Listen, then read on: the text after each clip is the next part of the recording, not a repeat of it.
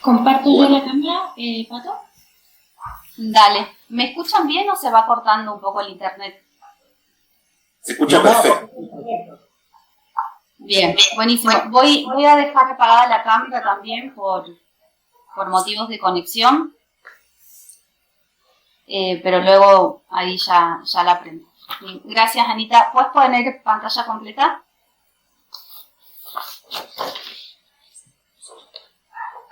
Disculpa, David, estás grabando ya, ¿no? O sea. Sí, no te preocupes. Puse pantalla completa, ¿no se ve? Se ve solamente una parte, Anita, todavía no se ve. Yo lo veo, ¿eh? Lo que no... Sí, lo veo. Lo veo entero. Bien. Sí, PowerPoint se ve entero. Perfecto. Bueno. Bien, entonces comienzo. Bueno, buenas tardes a todos, a quienes están aquí escuchándome. Les agradezco haberme invitado. El título de mi ponencia se llama Habitarse en el relato, la memoria en el estudio del presente educativo de jóvenes y adultos. Y mi nombre, bueno, es Patricia Patagua. Yo soy educadora popular, pertenezco al Movimiento Nacional Campesino Indígena, al área de formación. Y entre otras identidades, soy docente e investigadora de la UNJU, de la Facultad de Humanidades y Ciencias Sociales de la provincia de Jujuy. La provincia de Jujuy es una provincia de la República Argentina ubicada al extremo norte, es una provincia limítrofe y una provincia también periférica, comparte el límite con Bolivia y Chile. Y a partir de esta condición de ser fronteriza, también comparte tradiciones con la cultura andina y guaraní. El título de la ponencia es un pequeño desprendimiento de la tesis doctoral en la que estudié los espacios y los procesos de formación para la EPJA con organizaciones populares en la provincia de Jujuy durante el periodo 2012-2018. ¿Podés pasar a la segunda, Anita?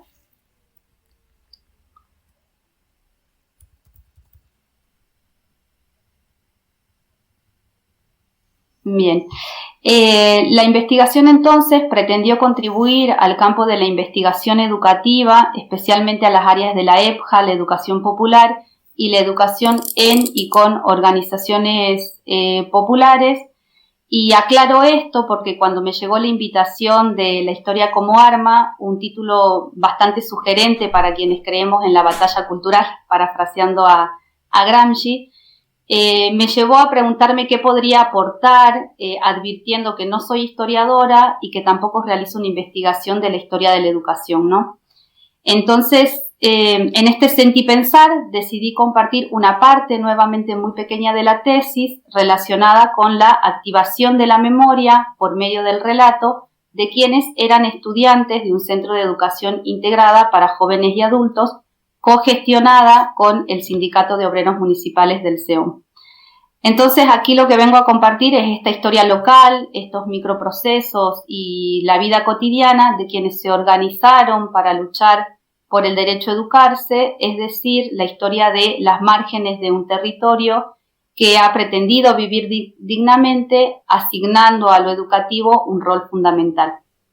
¿Puedes pasar a la que sigue, Anita?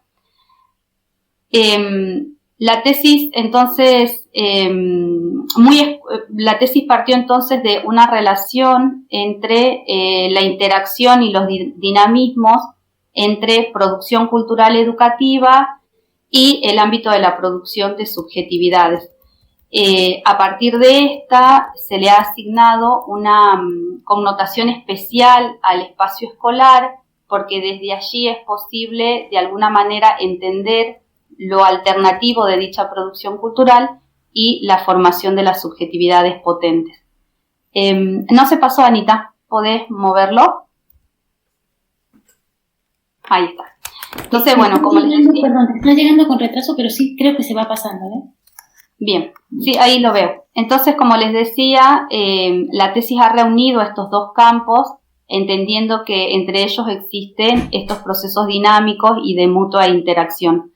El espacio escolar aparece como un espacio entre muchos otros de la producción cultural, de los movimientos y de las organizaciones populares. Y muy escuetamente comentarles cuáles son estas organizaciones. Podemos pasar a la siguiente, Anita. Uno de ellos es el Centro Integral de Jóvenes y Adultos, denominado CEIJA, impulsado por el Sindicato de Obreros Municipales, denominado SEOM, creado en el 2004 a partir de una resolución ministerial que habilitó la cogestión en la provincia. Y luego tenemos el surgimiento de 2 bachilleratos populares en el año 2012, el Bachillerato Popular Pachacuti, Tiempo de Cambio, del movimiento Tupac Katari, y el Bachillerato Popular de la localidad de Maimará, organizado por un colectivo de educadores populares de la región. A partir de estos 3 espacios se ha analizado lo alternativo articulador en las esferas de la territorialidad, de la demanda y de la autonomía, los efectos en la política pública instituida, es decir, si han podido de alguna manera quebrar con la matriz compensatoria y remedial que históricamente tiene el campo de la EPJA, y se han sistematizado un conjunto de aprendizajes devenidos de ese proceso de organización. Yo todavía no lo veo, Anita, la nueva filmina. Si lo podés volver a apretar para que pase. Ahí está. Entonces decimos que está el periodo 2004, el 2012, y particularmente en la tesis existe un hito que es el periodo del 2015 al 2019. Este periodo es particular porque se produce el cierre y la clausura de bachilleratos populares en un contexto de avanzada de lógicas privatizadoras en educación en la provincia y en el país, y también se van a cerrar CEIJAs. Esto se va a producir a través de la criminalización de la organización social, de la judicialización de sus dirigentes y de integrantes de los propios movimientos sociales. A partir de esto, entonces, a partir de los cierres de los bachilleratos populares, la tesis va a focalizar en los procesos de formación del CEIJA del SEOM, que es la única propuesta de cogestión que queda en pie en la provincia. Si podés pasarle, Anita. Entonces, los procesos de formación fueron analizados a través de 3 dimensiones: el campo del mundo de la vida, el campo de la organización y el campo propiamente escolar. Yo aquí les vengo a compartir solamente los resultados de esta esfera que se ha denominado esfera del mundo de la vida y que ha reconocido a 3 dimensiones fundamentales compartidas en las narrativas como principales inhibidoras del proceso de escolaridad. Estas son el trabajo, el género, específicamente las violencias, y la cuestión de las migraciones. ¿Puedes pasar, Anita? Cuando hablamos entonces de la memoria en el estudio del presente educativo de jóvenes y adultos, lo que se intenta remarcar es que existe una experiencia escolar pasada que ha sedimentado sentidos sobre la escolaridad, generalmente relacionadas con el desgarro, con la pérdida y con la culpa individual. Quienes trabajamos en el ámbito de la EPJA sabemos que existe una construcción de este sujeto educativo considerado y creado como un sujeto mínimo, como un sujeto de la culpa.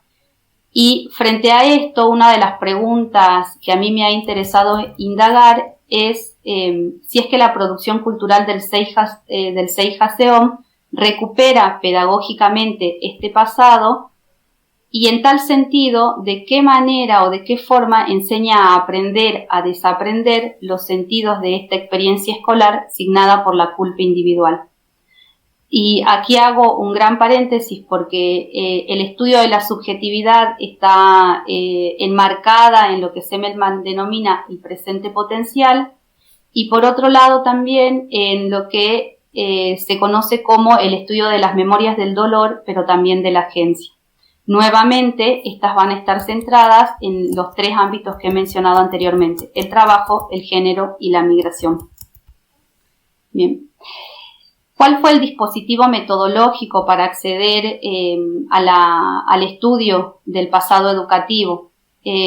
Para el estudio entonces de los procesos formativos, es decir, de las trayectorias vitales, La tesis en general adscribió a las metodologías cualitativas con orientación a la investigación de tipo participativa, esto fundamentalmente relacionado o ligado a un proyecto de extensión que se llevó a cabo, y se acercó al estudio de casos y al método biográfico. Específicamente relacionado con el método biográfico, se realizaron 30 relatos de vida con instancias de retroalimentación.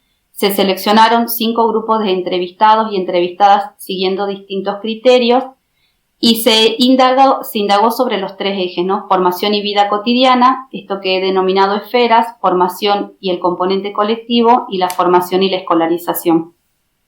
Adicionalmente se hicieron registros etnográficos de distintas instancias de participación del estudiantado como asambleas, reuniones estudiantiles, talleres y demás. Y una parte importante del proyecto tuvo que ver con la incorporación de este proyecto de extensión denominado Palabras Rodantes, que atendió específicamente a la problemática de la violencia de género dentro de la escuela y que realizó círculos de mujeres, pero además de esto, registros audiovisuales. Además de estos 2 espacios creados para mujeres, se realizaron talleres mixtos relacionados con la problemática de la territorialidad y, por otro lado, con la orientación vocacional. ¿Por qué hablamos de habitarse en el relato, ¿no? Que es parte del título de la ponencia? Porque se entiende que a través de la narrativa tiene como 3 componentes fundamentales que en el plano de la subjetividad permiten de alguna manera resignificar aquello que se tiene como sedimentado del pasado. En principio, la narración del pasado constituye un proceso formativo en sí mismo cuando liberas las energías del sujeto y no predomina la conformidad o inercia, o lo que Semmelmann llamaría el pensamiento parametral, ¿no? Es político y a la vez es epistémico porque la narración permite recuperar las voces de aquellos que han sido silenciados y de sus saberes y de sus experiencias, y en este sentido reconocer que los propios sujetos puedan reconocerse como sujetos del saber. Y finalmente le asignamos una dimensión colectiva porque entendemos que las narrativas son útiles para el análisis colaborativo de las formas de subjetivación y los modos de vida de los participantes para la comprensión de sí y de otros y otras. ¿Cuáles son los resultados? ¿No? Tenemos una primera esfera analizada, fue el ámbito del trabajo.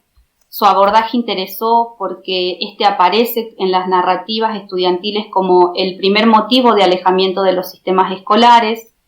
El análisis fue realizado desde la división sociosexual del trabajo, intervenido por la variable etaria, y se descubrió en consonancia con investigaciones que se han hecho sobre el tema que las personas jóvenes y adultas inician sus actividades de trabajo a muy temprana edad en labores que hoy pueden ser consideradas las peores formas del trabajo infantil. En este primer momento se evidencia una diferenciación entre los trabajos asignados según el género, es decir, hay trabajos que evidentemente socialmente se le asignan a las mujeres y otras a los varones. Ahí en el esquema aparece, ¿no? Niñas y adolescentes en el trabajo doméstico y en el comercio, y niños y adolescentes en el trabajo de oficio o de changarín. En la etapa juvenil, en los relatos aparece, antes de la etapa juvenil, en la etapa escolar primaria, aparece cierta posibilidad de conjugar ambas cosas, el trabajo y el estudio. Sin embargo, conforme va pasando el tiempo, esta relación se quiebra y entonces aparece el discurso de tener que elegir entre una cosa y la otra. Entonces, llegando al nivel secundario, esta posibilidad se quebranta.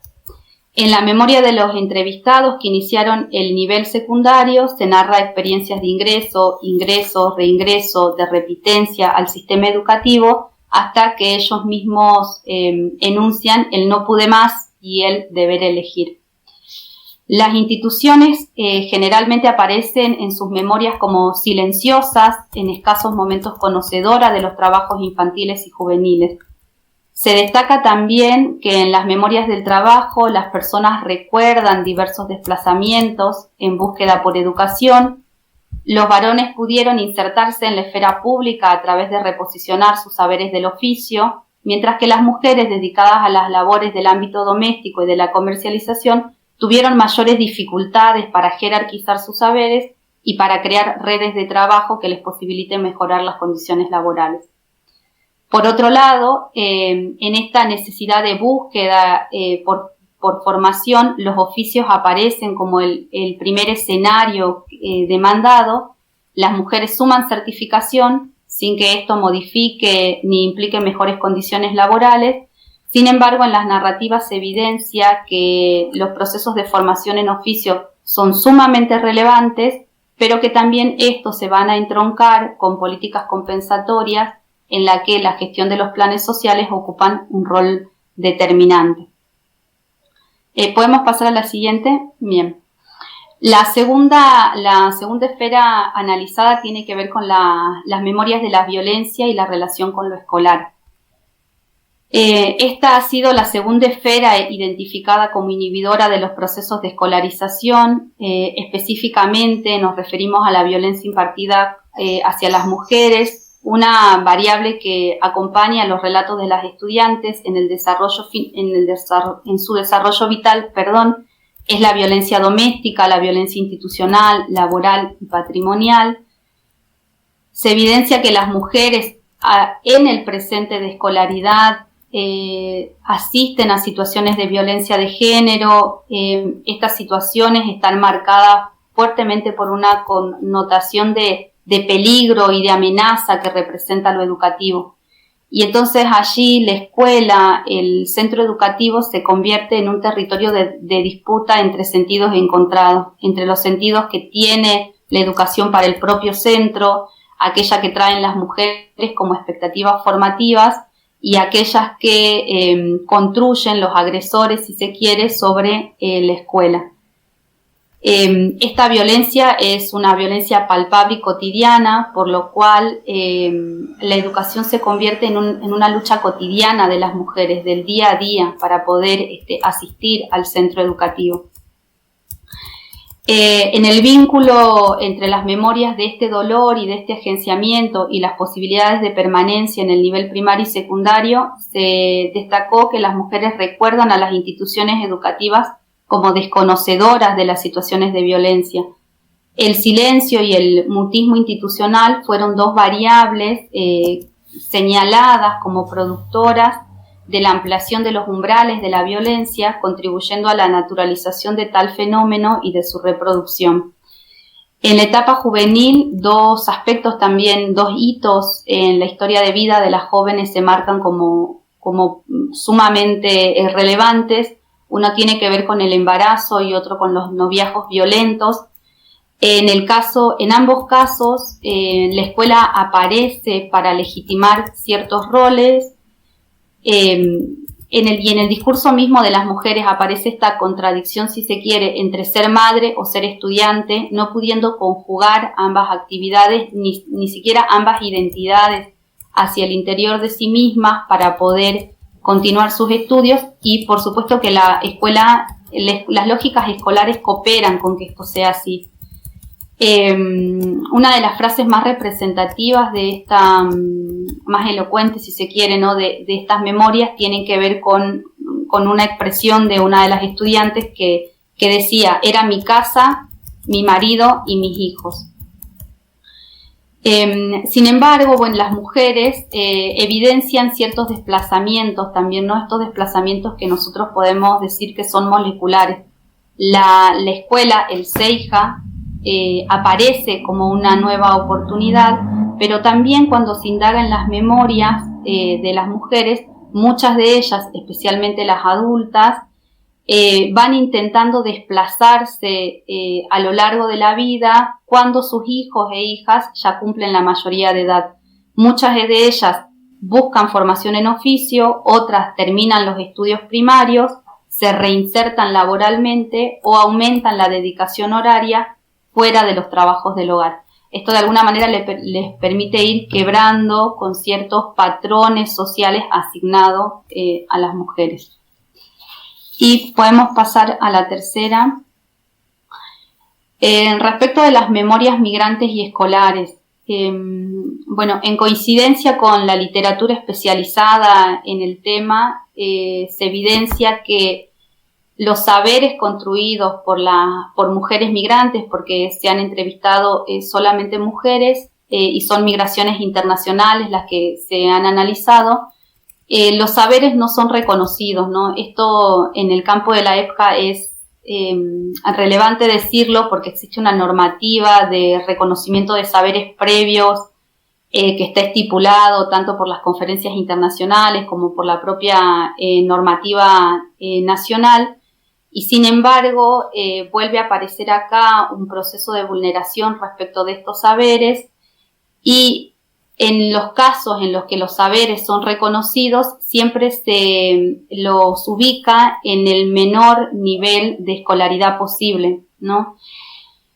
Entonces, en particular, las políticas educativas han ejercido una acción obstaculizadora para el reconocimiento de estas trayectorias previas y en términos de accesibilidad, el nivel secundario continúa siendo problemático aquí en la provincia y a través del estudio que hemos realizado.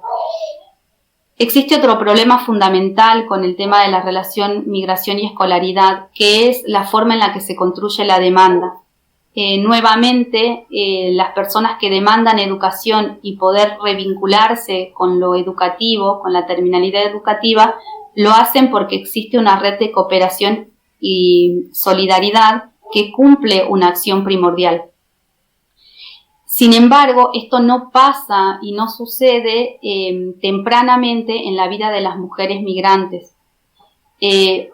El centro educativo, si se quiere, y quizás algunas colectividades a las que éstas pertenecen pueden funcionar como un puente para ir solucionando las problemáticas administrativas, pero esto no siempre se da, y en este sentido el Estado deja liberado, ¿no?, la construcción de esta demanda a sectores privados para que las mujeres individualmente vayan resolviendo la construcción de esta demanda. Y dos aspectos más me parecen a mí interesantes mencionar acá. Uno tiene que ver con la tradición selectiva que ha tenido la EPJA. La tradición selectiva indica que, siendo ya una educación de tipo compensatoria destinada a los jóvenes y adultos que no se han escolarizado en el tiempo que la política lo determina, no ha llegado siempre a todos. Messina dice, ¿no?, los pobres de los pobres no han accedido a esta educación, y esto también pasa con las personas migrantes, ¿no? Generalmente esto no llega esta educación a estas poblaciones. Y nuevamente mencionar otro complejo problemático, que es la excesiva vinculación de la EPJA con la escolaridad. Al no abrirse a otros espacios educativos, muchas veces lo que hace es negar una parte importante de la vida migrante que tiene que ver justamente con las dinámicas del trabajo. Bien, para cerrar, nuevamente allí quería traer estas dos preguntas que había hecho al principio, relacionada con de qué manera la producción cultural del CEIJA recupera pedagógicamente el pasado. Y una de las cosas que se pueden decir es que el pasado estudiantil irrumpe en el centro educativo de manera permanente y continua. La frecuencia y la intensidad de dichas manifestaciones, lejos de naturalizarse y volverse comunes en el territorio escolar, son motivo del diseño de diversas estrategias para su abordaje. Por ello, ahí aparece la palabra de epicentro de recepción. Ante todo, el centro educativo no pretende silenciar y ocultar las problemáticas a las que asisten los sujetos, y lo que genera es cierta apertura para la resolución de las mismas a través de obligar a las instituciones estatales a resolver estos problemas, si se quiere, particulares o del grupo del colectivo estudiantil que se van suscitando. ¿Qué es lo que genera esto, no, como contrapartida? que muchas veces existan lógicas de formaciones parlantes. Esto es, las lógicas de formaciones parlantes indicarían la capacidad y la posibilidad de decir, de contar y de narrar. Por ello, y en nuestro caso, muchas de las acciones que pudimos realizar dentro del centro y los testimonios que pudimos obtener fueron porque el centro educativo ya tenía un trabajo previo en el que diseñaba este tipo de talleres para que el estudiantado comente, se exprese y demás. Entonces, ¿de qué forma se aprende a desaprender? Y acá, por lo menos yo he reconocido 3, aparece la resignificación, aparece la reapropiación y aparecen los distintos ángulos de percepción sobre una misma situación. Bien, y con eso termino la exposición. Ahí hay una última filmina de muchas gracias por escucharme. Y bueno, y nada, espero que haya sido gustoso para ustedes también. Muchísimas gracias, Patricia. Patricia Evangelina Patawan estuvo ahora con su ponencia cuyo título es Habitarse en el relato de la vida, la memoria en el estudio del presente educativo de jóvenes y adultos. ¿Sí? No está de más recordar que estamos en este espacio que se denomina Historia como Arma, que es nuestro 11º encuentro, que tiene como tema Historia y Educación, y que es el segundo encuentro sobre la temática de Historia y Educación. Aprovecho también de saludar al equipo organizador de estos espacios, que como bien algunos deben saber, surge del seminario dictado por Juan Pablo Nardulli, sobre Cuba y educación del año 2020. Agradecer en especial a Adrián Cabrera y Wendy Pérez Bereijo, quienes son el soporte para que nosotros podamos estar ahora en este momento desarrollando este encuentro. ¿Sí? En esta ocasión, bueno, tenemos 3 invitados, ya tuvimos la presentación de Patricia, ahora viene Francisco López Arriazú. Él es profesor de enseñanza media y superior en física por la Universidad de Buenos Aires, especialista en educación por la Universidad de San Andrés. Francisco es docente en materias como problemática educativa y didáctica general de la Facultad de Ciencias Exactas y Naturales de la Universidad de Buenos Aires y también es docente en colegios de nivel medio de gestión estatal de la Ciudad de Buenos Aires y investiga en temas de historia de la enseñanza de las ciencias naturales y en didáctica de las ciencias naturales. El título de su ponencia es Historia de la enseñanza de las ciencias naturales, una perspectiva social de la conformación del currículum de ciencias naturales en el sistema educativo argentino. Todo tuyo, Francisco. Buenas noches a todos. Bueno, vamos a ver si les puedo compartir, si funciona esto. Si no, les voy a pedir algo, les voy a mandar a alguien, pero creo que sí, va a funcionar. A ver.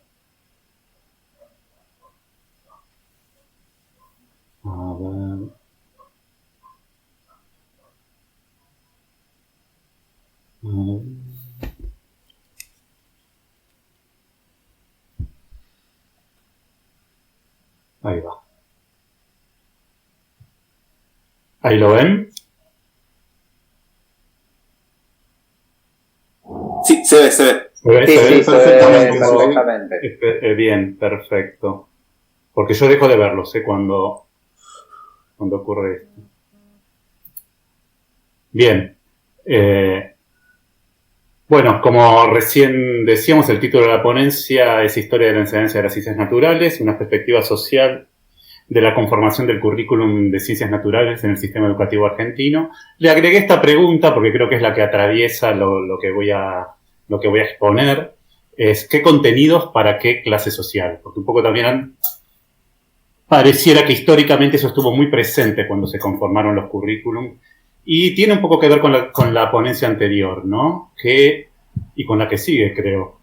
¿Cómo pensamos los contenidos? Si los pensamos por sector social, si pensamos los mismos contenidos para todos, y qué implica un poco pensar en ese sentido o tratar de contestar esta pregunta. Voy a hacer 3 instancias. Voy a ir al origen del sistema educativo argentino. Después voy a pasar por el primer peronismo y voy a venir al presente a tratar de hacer alguna reflexión sobre lo que estamos atravesando ahora con respecto a estos temas. Entonces, para los compañeros que no son de Argentina, muy brevemente,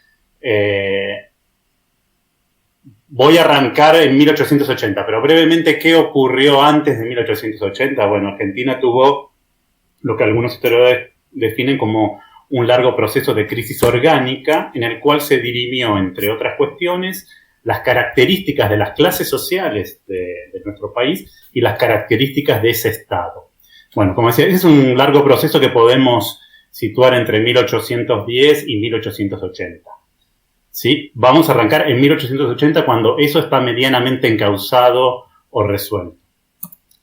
¿Qué Argentina tenemos hacia 1880? Y de ahí vamos a desprender el sistema educativo argentino. Bueno, hacia 1880 ya sabemos que el sistema, o está determinado, que el sistema político va a ser la democracia burguesa o liberal, tenemos la Constitución del año 53. El sistema económico va a ser el modo de producción capitalista, en donde Argentina va a tener un papel particular, ¿no? Se va a incorporar a ese modo de producción como proveedor de materias primas de los países centrales. Esto lo remarco porque va a impactar también en el currículum de las escuelas. Bueno, para 1880 tenemos conformado el actual territorio de la Argentina. A grandes rasgos es el territorio actual, salvo algunos detalles limítrofes que en este último siglo se fueron dando, pero básicamente es el territorio al que llega la Argentina en 1880. Queda configurada más o menos también las características demográficas, las características de la población, a partir de los pueblos autóctonos, los aborígenes, los pueblos originarios, más la gran oleada migratoria europea que se da entre fines del siglo XIX y principios del XX. Argentina adquiere las características poblacionales que también podríamos decir que conserva a grandes rasgos hasta hoy. Y queda determinada las clases sociales. ¿Cuál va a ser la clase dominante? En principio podríamos decir que se conforma una burguesía agroexportadora, en sintonía con ese modelo económico. Queda conformada la nación, o se está conformando, no sé si es a 1880 ya la tenemos terminada, pero se está conformando la nación. Y simultáneamente, entre 1810 y 1880, simultáneamente a todo este proceso se va conformando lo superestructural, entre lo que encontramos el sistema educativo argentino. Y a mí, ya que vamos a hablar de educación, me interesa remarcar algo que también fuertemente se instala para esta época, que es el positivismo. Ahí podemos pensar entonces una dimensión ideológica y epistemológica en relación con lo educativo y más allá también, pero vamos a restringirlo a lo educativo, que son estas miradas positivistas de la ciencia. Entonces, dicho esto, sobre todo para los compañeros de otras regiones, veamos entonces en esos años, hacia un poco antes de 1880, cuál era el debate con respecto a la enseñanza media. Y digo enseñanza media porque la escuela media va a ser la escuela de la burguesía, de esa clase dominante que vimos que se conforma en este periodo. ¿Sí? La mayoría de la población no va a ir a la escuela media, va a ir a la escuela primaria, que también se establece en este periodo y termina estableciéndose como obligatoria, laica, gratuita. Pero la enseñanza media no es obligatoria, no es para todos, queda restringida para esa élite, la élite que está formando y conformando ese propio sistema, ¿no? Entonces, es una élite, una burguesía que está formando el sistema para las otras clases, o para la otra clase subalterna, y para sí misma y para sus herederos, diría Bourdieu, ¿no? Y restringe para sí el nivel medio de la enseñanza. Entonces, hay como dos líneas, uno puede rastrear dos líneas de debate ahí. Decían, ¿qué vamos a enseñar? Un currículum de inspiración clásica, caracterizado por una gran influencia del latín, pocas materias, con mucha carga horaria, o un currículum enciclopédico de carácter moderno. Y la otra línea, que está más en lo que me interesaba marcar en particular de las ciencias naturales, es ¿qué ciencia vamos a enseñar? ¿Va a haber una enseñanza de las ciencias pura como con conocimiento de carácter teórico orientado hacia los estudios superiores? ¿O vamos a ir hacia una enseñanza de un conocimiento utilitario, de carácter técnico, con una utilidad inmediata para formar ciudadanos industriosos. Bueno, ahí en negrita marqué la respuesta, ¿no? El resultado de esos debates que fueron muy acalorados en muchos sentidos, y extensos en el tiempo.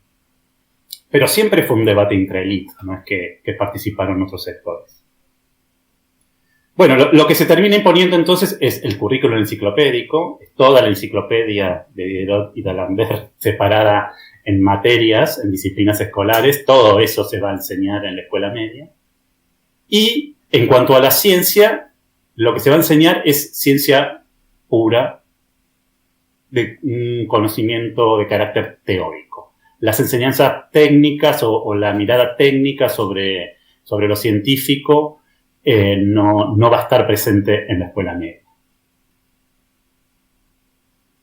Entonces, en particular, ahondemos en esa relación de estas ciencias naturales con lo técnico, cómo aparece. Como decimos, el énfasis va a estar puesto en la ciencia pura, la química, la biología. Ahora, quedan insertos en un currículum humanista. O sea, a su vez, estas ciencias van a tener un lugar menor adentro del conjunto de la currícula, menos carga horaria, van a estar relegadas al ciclo superior. Lo fuerte va a ser la enseñanza humanista. O sea, la burguesía se va a formar a sí misma con contenidos humanistas más que científicos, científicos en el sentido de las ciencias naturales, ¿no? Y por supuesto la técnica queda fuera. Pero no conformes con eso, lo que nosotros podemos ver entonces cómo aparecen en los planes y en los libros de esta época la relación entre esa ciencia y la técnica. Bueno, lo técnico siempre va a aparecer como de un carácter subsidiario con la ciencia. Ingresan como una aplicación de la teoría. Siempre va a estar la teoría y su aplicación técnica, de última, si es que aparece algo de técnica. Esto, digamos, es un reacomodamiento que va en contra incluso de lo que uno puede ver desde la historia de la ciencia, y que va incluso también en contra de algunas cuestiones que están en estos postulados epistemológicos positivistas. Por ejemplo, si tomamos a grandes héroes de esa mirada positivista, como pueden ser Galileo, Darwin, Carnot, uno no ve esa relación ciencia y técnica como lo marcan estos planes de estudio. Uno no ve que lo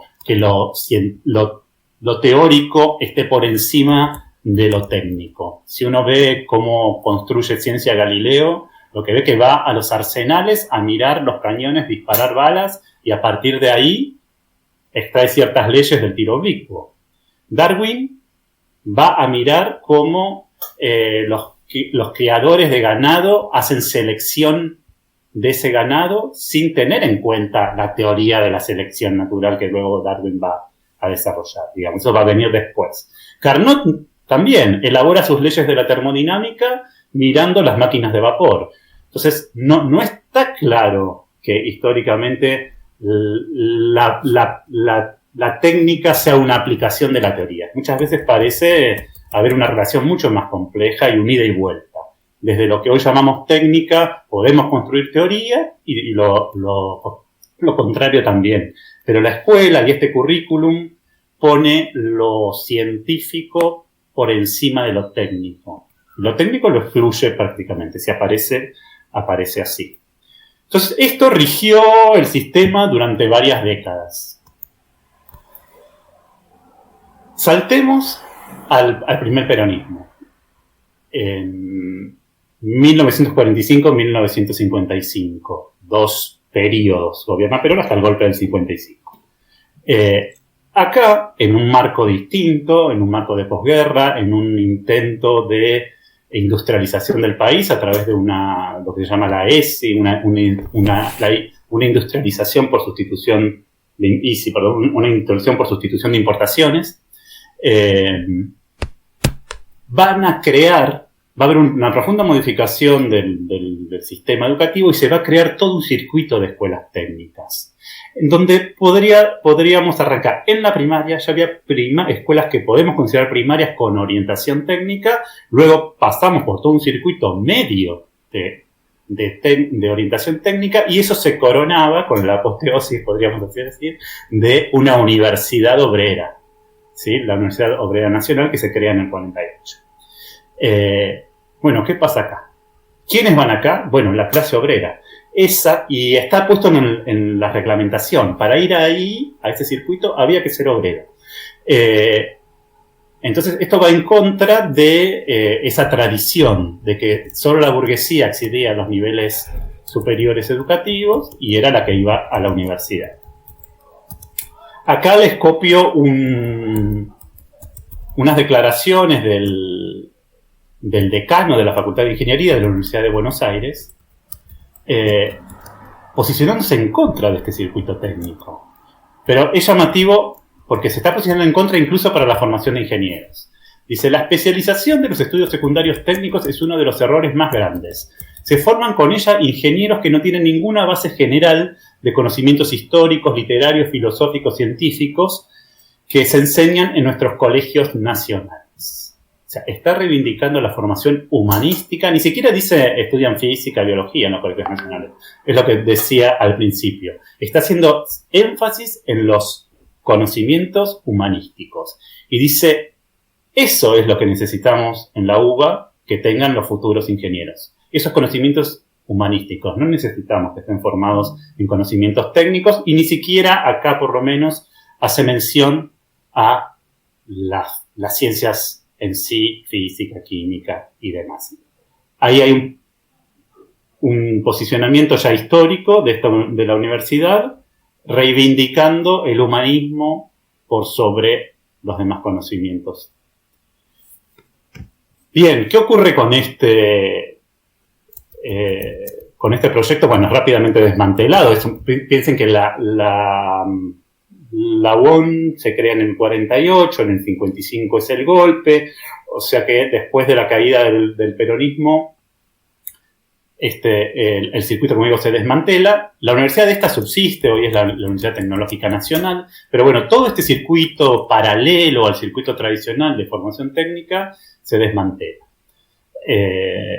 Bueno, acá se abre todo un debate y toda una discusión historiográfica con respecto, y con diferentes posicionamientos con respecto a qué fue esto, ¿no? Si fue una formación genuina de la clase obrera, como diría el peronismo que impulsa esto, o como dicen incluso en ese momento la izquierda y otros sectores, esto es un desvío. Acá es un desvío de la clase obrera por un circuito devaluado. Acá los conocimientos socialmente significativos son los conocimientos humanistas que no impiden que luego uno pueda formarse como ingeniero, por ejemplo. Sin embargo, se hace ir a la clase obrera por un circuito de menor jerarquía, de menor calidad. Parece ser un desvío para impedir el ascenso social de estos sectores. Todo un debate, ¿sí? Que no vamos a entrar, pero lo dejamos abierto. Si eso fue así o fue realmente una intención genuina de llevar a estos sectores hasta la universidad, o podríamos pensar si la clase obrera tiene que formarse en lo que tradicionalmente se forma la burguesía y no puede tener su propia identidad educativa también. Bueno, todo se abren diferentes líneas de debate. ¿Qué tiene que ver con esto? ¿Qué enseñamos a cada sector social? Bien, entonces, ya estoy, creo que en tiempo, vamos al presente. Por lo menos a nuestros alumnos les decimos que la historia sirve para entender el presente, y yo sumaría también para poder intervenir en ese presente, ¿no? Con mayor seguridad. Entonces, a partir del año 2006 en Argentina estamos inmersos en un proceso de reforma educativa que ya está culminando, ya está llegando a los últimos años de los colegios, porque, digamos, por ejemplo, en los nocturnos fue más lenta, pero bueno, ya está casi concluido. En ese proceso de reforma se suavizaron las orientaciones tradicionales, y lo que tenemos ahora son algunas escuelas técnicas con mucho menos contenidos técnicos de lo que tuvieron en algún momento, y tenemos después una serie de bachilleratos orientados, pero con orientaciones muy muy suaves, ¿sí? Son bachilleratos, básicamente. Entonces la pregunta que uno se hace es esto de la orientación. ¿Estamos enseñándole todo a todos? ¿O qué pasa o estamos seleccionando contenidos para sectores sociales? Entonces, la primera pregunta que surge entonces frente a estas nuevas orientaciones es, ¿atienden a una única clase social cada orientación? ¿O uno mira las orientaciones y ve que hay chicos y chicas de diferentes sectores mezclados ahí? Entonces, lo primero que deberíamos mirar, si estas orientaciones se están convirtiendo en circuitos diferenciados de sectores sociales o no. Otro punto para mirar es si son terminales. O sea, si yo hago cualquiera de estas nuevas orientaciones, ¿puedo ir a cualquier universidad, inclusive a la Universidad de Buenos Aires? O como pasaba en aquel circuito del peronismo, en realidad puedo ir solo a la Universidad Obrera porque la Universidad de Buenos Aires no me va a aceptar. Bueno, podríamos decir que no son terminales. En este momento, en los papeles, porque en teoría cualquier chico egresado de cualquiera de estas escuelas puede ir a cualquier universidad. Y la otra es porosidad horizontal, digamos. ¿Me puedo pasar de orientación o una vez que me metí en una, tengo que morir ahí? O un chico, si se arrepiente, por así decir, puede pasarse a otra orientación. ¿Qué puentes hay entre estas orientaciones? Todo esto, o sea, que no atendiera una sola clase social, que uno viera diversidad social ahí adentro, que no fueran terminales, que hubiera porosidad, todo eso hace una democratización del sistema, ¿no? Todo eso ayuda, o por lo menos nos da indicios de que ahí nos está seleccionando socialmente. Y lo otro que podríamos mirar entonces en estos currículums orientados son las funciones que están cumpliendo. ¿Están cumpliendo una función económica? O sea, algunas de estas orientaciones están pensadas en función únicamente del trabajo para dar respuesta al mercado laboral y les va a ser muy dificultoso seguir estudios superiores, ¿o no? ¿O todas las orientaciones más o menos están cumpliendo una función homogénea, ya sea económica, orientada a estudios superiores y formando ciudadanos, que es lo que creo yo la función principal del sistema educativo, formar ciudadanos más allá de lo económico y de los estudios superiores? Bueno, dejo con estos interrogantes y con estas preguntas que uno se hace cada vez que ve un currículum de qué estamos haciendo y cómo estamos educando y cuán democráticos somos, o si estamos cayendo en discriminación, en segregación, en selección social a través del currículum y de la escuela. Creo que esta es un poco la bibliografía y las fuentes que usé, y acá terminamos. Gracias. Muchísimas gracias, Francisco, por tu presentación. Recordar algo que me parece importante destacar, que tiene que ver con que estos encuentros que estamos realizando ahora son grabados y posteriormente subidos a las redes sociales de Historia como Arma, donde también pueden encontrar y revisar también los encuentros anteriores, como el primer encuentro sobre historia y educación, revisar los encuentros sobre historia y música, los dos encuentros sobre historia y derechos humanos y el encuentro sobre mito, nacionalismo y escuela, ¿sí? Dicho esto, vamos con nuestro tercer invitado, Juan Pablo Narduli. Juan Pablo es licenciado en Historia por la Universidad de Buenos Aires y magíster y doctorando en Historia por la misma casa de estudio.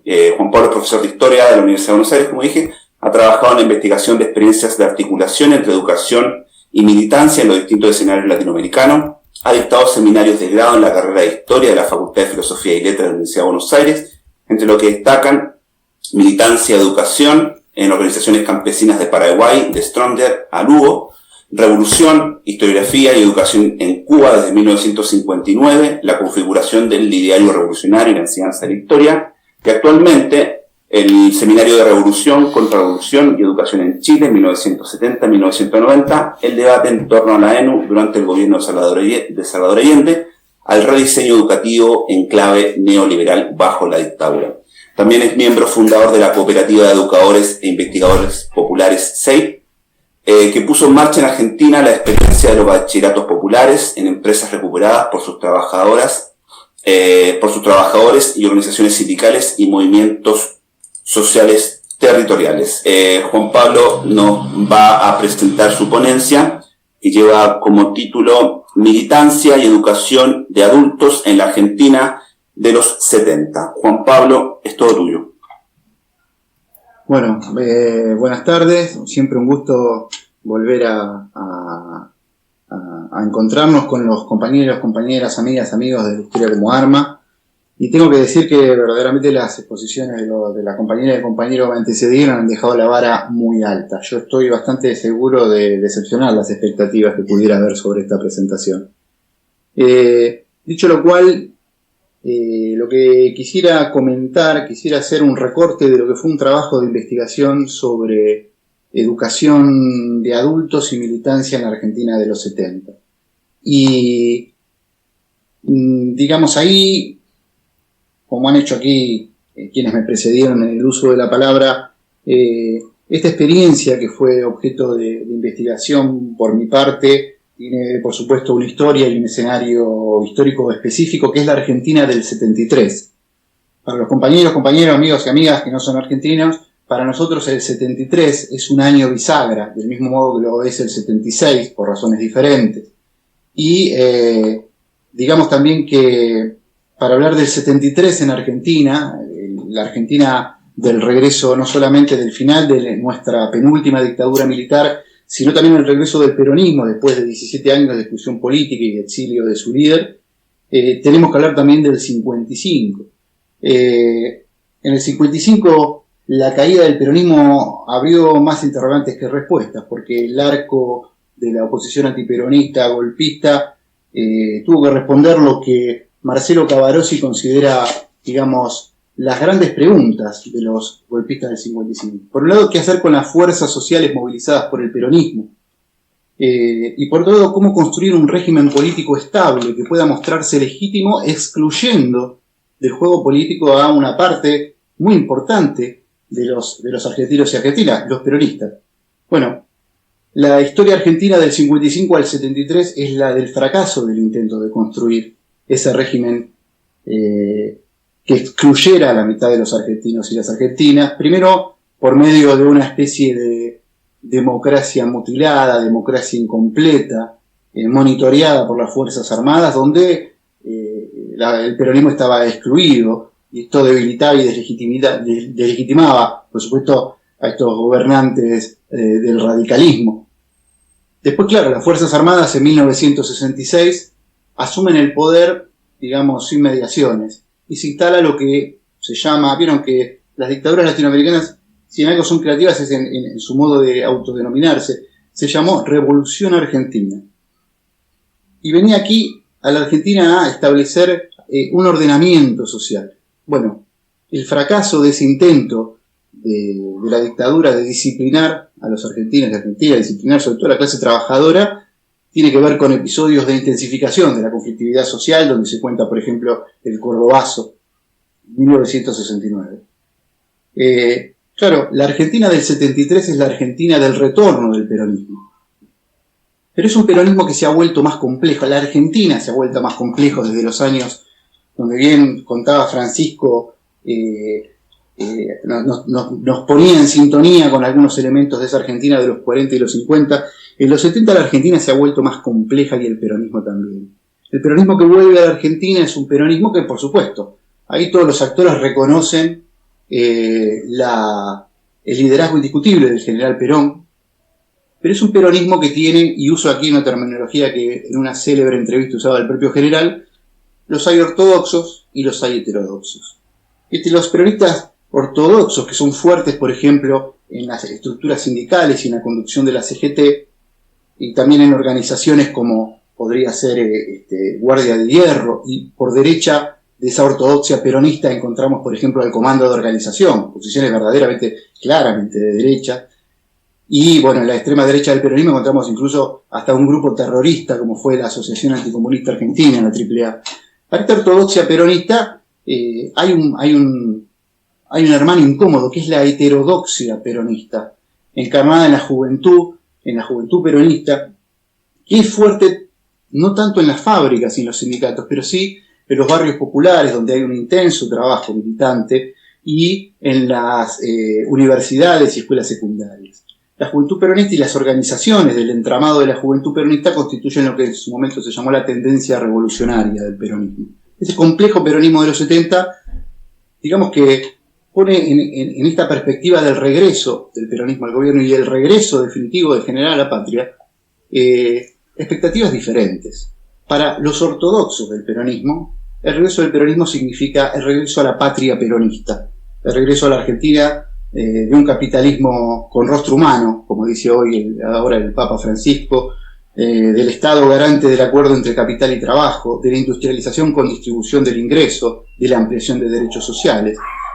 Para los heterodoxos eso queda corto y van a pensar al peronismo como, digamos, el camino hacia la liberación nacional y social en sintonía con los procesos, las luchas de liberación que se están dando en América Latina, que se están dando en Asia y en África. El peronismo es pensado como el camino hacia lo que la tendencia revolucionaria llama la patria socialista, algo que queda más allá de los límites del capitalismo con rostro humano. Claro, en esa compleja familia, a veces disfuncional, que es el peronismo, lo único indiscutible es el liderazgo del general Perón. Bueno, ese es el peronismo que llega al gobierno en el 73. Y esta breve introducción nos sirve para ubicar el trabajo que fue, digamos, motivo de mi investigación, que es qué pasó con la Dirección Nacional de Educación de Adultos en el 73. Creada en los primeros años de esta dictadura militar, la DINEA trató de construir, digamos, un espacio específico de los distintos segmentos y subsegmentos de la educación de adultos que había en Argentina. Y claro, en los años 60 lo que campeaba era esto que se ha llamado a veces la pedagogía del desarrollismo, vinculada a algunos lineamientos de la Alianza para el Progreso, y en el caso argentino también con influencia del ideario de algunos sectores católicos. ¿Cuál era el horizonte de esa DINEA anterior al 73? Bueno, la formación de sujetos productivos bajo la lógica del capital, mano de obra adecuada, por ejemplo, para los monopolios que en los años 60 van a tener una fuerte presencia en la economía argentina, y también la formación de sujetos políticos convenientemente despolitizados, porque para algo había venido esa dictadura militar, al disciplinamiento. Claro, en el 73, el peronismo, este peronismo diverso, complejo, contradictorio, gana las elecciones y hay, por supuesto, un reparto de los distintos segmentos del aparato estatal. Hay un libro muy interesante de Bonazo, donde cuenta ese diálogo entre Cámpora, el presidente electo, y Perón, todavía en Madrid, sobre el armado de ese gabinete y, bueno, después un reparto más o menos equilibrado entre los distintos sectores del peronismo de los segmentos del aparato estatal.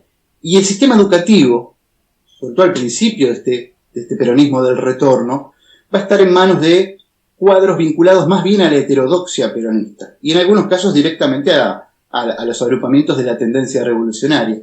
Es el caso del Ministerio de Educación y es el caso particularmente de la Dirección Nacional de Educación de Adultos, que va a vivir un proceso de refundación, donde va a haber una reorientación en cómo pensar ese sujeto adulto que se va a formar. Vuelve a ser pensado como parte de la clase trabajadora, esto que había señalado también Joaquín en relación a ese obrero con acceso a la universidad en este circuito de educación y trabajo tan interesante que desarrolla el primer peronismo.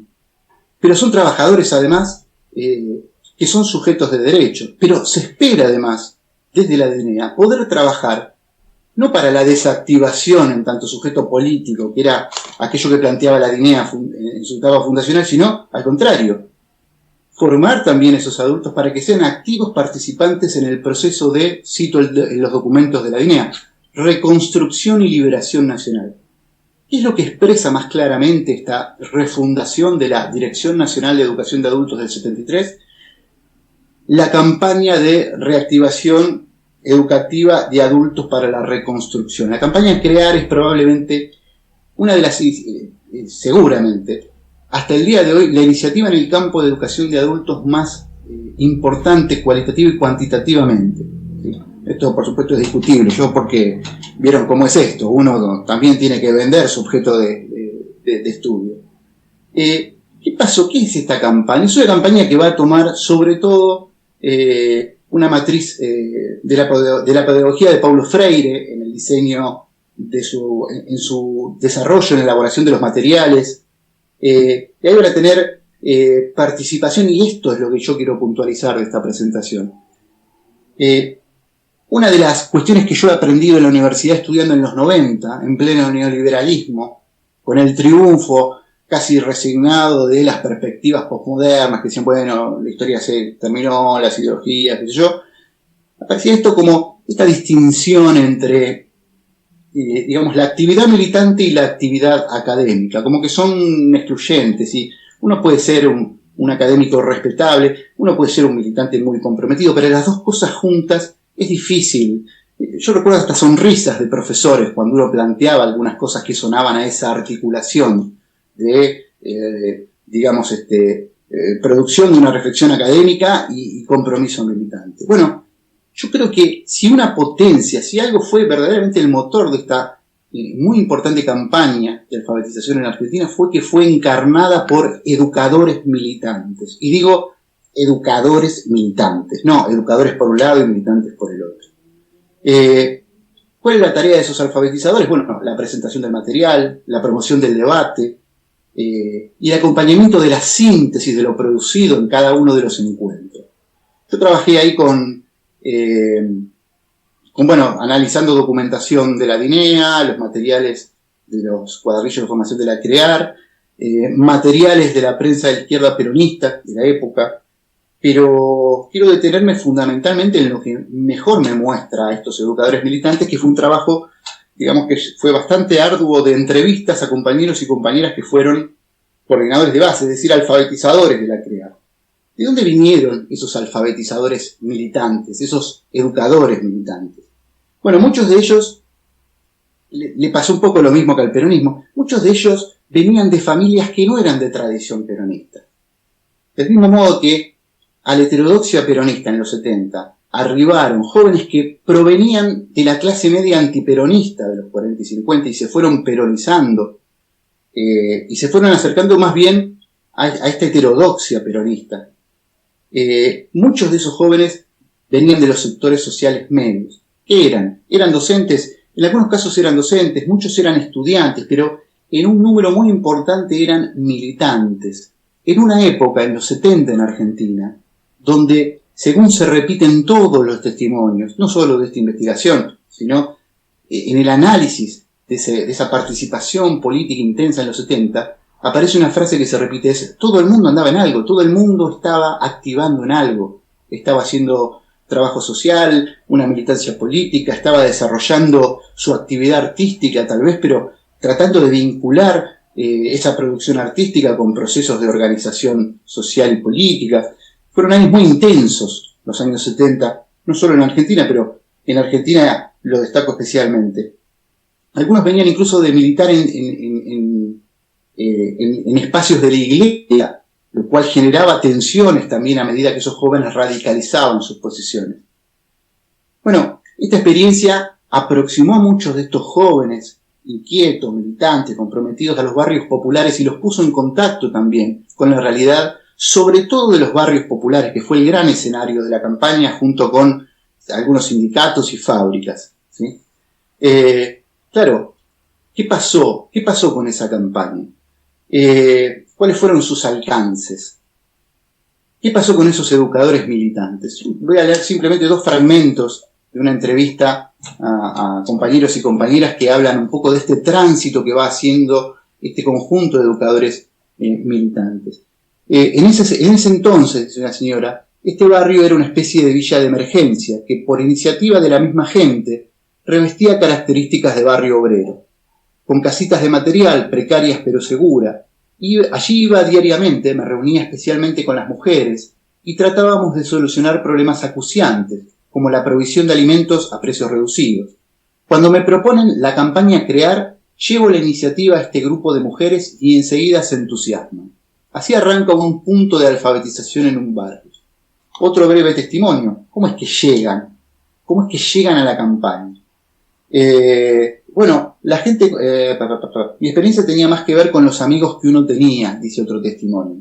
porque mi familia no era de extracción peronista, así que no puedo decir que venía de la cuna, ni muchos de ellos. Y bueno, la gente con la que estaba a esa edad, digamos, todos militaban, en algo todos militaban.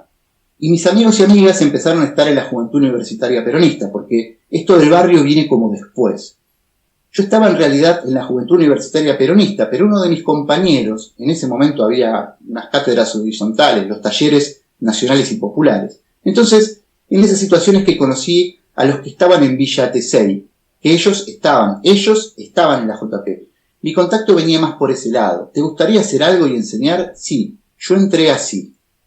El circuito por el cual muchos de estos jóvenes se acercaron tenía que ver con relaciones personales, relaciones de conocimiento en el ámbito de la militancia o en el ámbito del estudio universitario en muchos casos.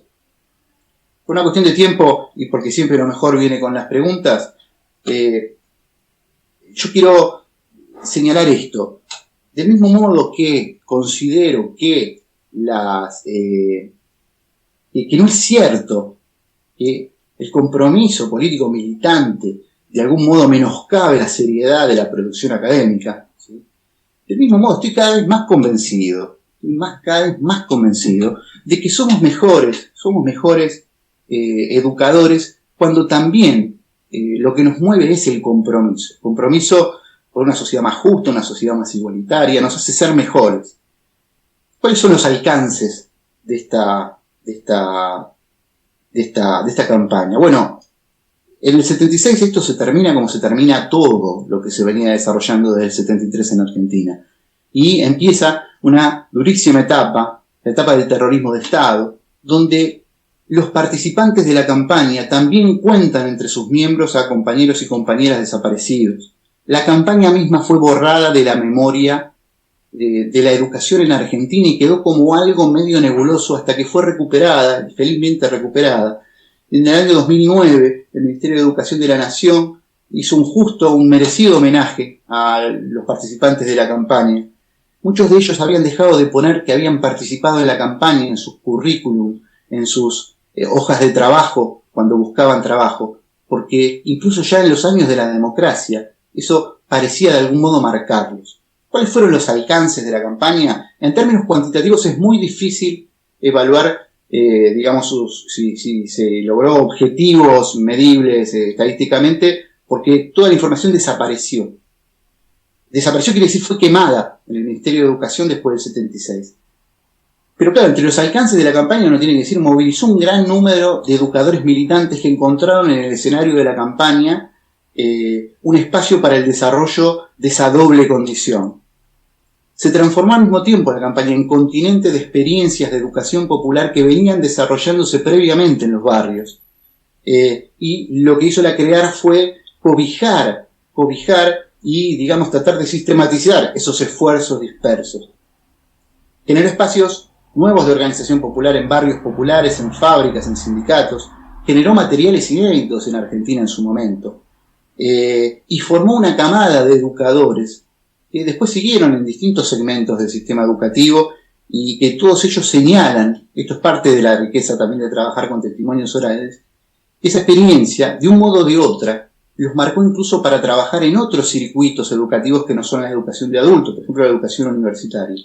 ¿Cuáles son los límites que encontró esta experiencia? Bueno, por un lado los vinculados a la propia atención al interior del movimiento peronista. Y se repiten los testimonios de los alfabetizadores que, sobre todo después de la muerte de Juan Perón, cuando los sectores de la derecha peronista, ocupan y en la figura de ese impresentable que fue Ivanišević, el Ministerio de Educación, se volvió difícil trabajar en los barrios donde, por ejemplo, el comando de organización, la derecha peronista, tenía presencia. No era seguro para esos alfabetizadores seguir yendo al barrio, y se los hacían notar. Hay testimonios de amenaza, de distintos modos de amedrentamiento, pero si un límite encontró la campaña fue el golpe de Estado, que lo que hizo fue desaparecerla. La campaña incluso se había propuesto juntar las expresiones de la cultura popular de todo el territorio nacional para hacer una gran recopilación, por primera vez en la historia, de todas las producciones de la cultura popular en todos los ámbitos. Ese material irrecuperable se guardó en los sótanos del Ministerio de Educación. Bueno, vino golpe de Estado y terminó incinerado. La campaña fue en ese punto desaparecida. Bueno, hasta aquí llego con la exposición. Quiero decir que la exposición de Patricia me pareció extraordinaria y habló, y esto lo digo para los compañeros que no son argentinos, el SEOM, el Sindicato de Empleados y Obreros Municipales, dio en los años 90 una dura pelea contra el ajuste neoliberal en la provincia de Jujuy y muchos recordamos ese periodo. Y agradecido también a la interesantísima exposición de Francisco, que me deja un montón de preguntas que espero tener oportunidad de hacer. Por mi parte, hasta aquí llegué y bueno, pasamos a las preguntas. Muchísimas gracias, Juan Pablo, por tu presentación y también extenderle el agradecimiento a Francisco también y Patricia. Vamos a abrir en este momento la instancia de preguntas, comentarios, observaciones que quisieran hacer a los exponenciistas. Veo acá a Adrián, como siempre, el ejemplo, Adrián siendo el primero de la clase preguntando. Adrián. Hola, bueno, primero, a ver si lo hago un poco, igual. Bien, bueno, lo primero agradecer a los ilustres ponentes, me pareció, he disfrutado muchísimo el encuentro, me ha parecido hermoso, así que agradecerles. Yo tengo preguntas para Francisco y para Juan, las voy a hacer todas, pero yo creo, Pablo, que tú dictas, pero por una cuestión de que Francisco al menos pueda dirimir las dudas, que le preguntemos todo lo que habría que preguntarle a Francisco para que él pueda responder, a no vaya a ser que en algún momento se le acabe el tiempo y tenga que irse. Entonces yo voy a hacer todas las preguntas que tengo, pero Perfecto. En principio creo que Francisco conteste primero para que, bueno, si se da la situación de que tenga que irse, pueda marcharse sin problema. Francisco, mi pregunta es sencilla porque escuchando tu presentación, yo justo al principio del encuentro, antes de que empezara, comentaba que recién había defendido la tesis de maestría. Y justamente mi tesis de maestría trata el tema de cómo en la segunda mitad del siglo XIX en Cuba hay todo, digamos, un saber antropológico o incluso, digamos, en sentido más general biologicista que se introduce en el mundo de las ciencias sociales, incluso en el mundo de la criminalidad y produce, por decirlo así, un tipo de criminal o un tipo de ciencia penal encaminada hacia el criminal y a pensar el criminal como alguien, como un sujeto, como un individuo que está predeterminado, digamos, orgánicamente al crimen, ¿no?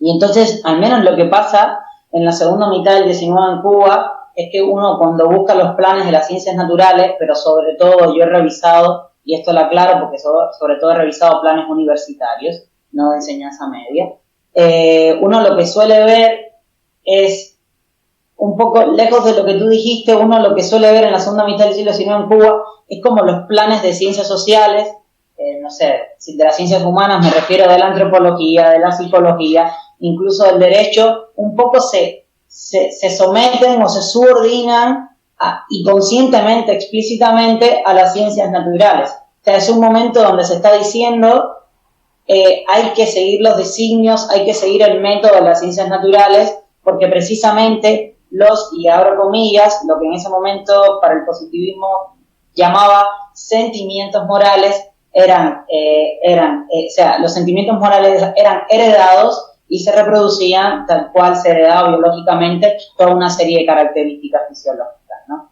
Que es en lo que se basan para decir, por ejemplo, que la epilepsia era hereditaria, que en sentido general la delincuencia era hereditaria, etcétera, etcétera, etcétera. Entonces, me llama la atención porque el plan en Cuba, o sea, el contexto en Cuba, en el mismo momento en que tú hablas, o sea, 1880, 1890, a partir de la década del 70 sobre todo, es este que te comento. Entonces, me llama un poco la atención porque, si no entendí mal, me presentas como un escenario hasta cierto punto distinto y comprendo que el escenario es distinto, según te entendí, porque precisamente hay una clase, un sector, que a la hora de dirimir sobre cómo llevar a cabo la educación o con qué finalidad iban a establecer el aparato pedagógico, pues decidieron tomar en cierto punto otro camino.